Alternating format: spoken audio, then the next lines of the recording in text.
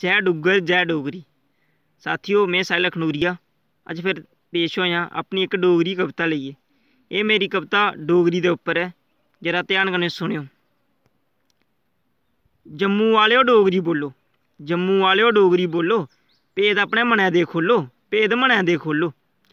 अपने ञ्याणे गी डोगरी बोलना सखाओ, अपने ञ्याणे गी डोगरी बोलना सखाओ, उं'दे कोला डोगरी बुलाओ, अपनी डुग्गर संस्कृति गी अग्गें बधाओ। मती शा मती डोगरी अपनाओ, मती शा मती डोगरी अपनाओ, अपने ञ्याणे गी आखो इंग्लिश घट्ट बोलो। जम्मू वालेओ डोगरी बोलो, जम्मू वालेओ डोगरी बोलो, भेद मनै दे खोलो। साहिल अखनूरिया इयो चांह्दा है, साहिल अखनूरिया इयो चांह्दा है, अपनी डोगरी गी अग्गें बधांदा है, हर गाना ते हर कविता डोगरी च गांदा है।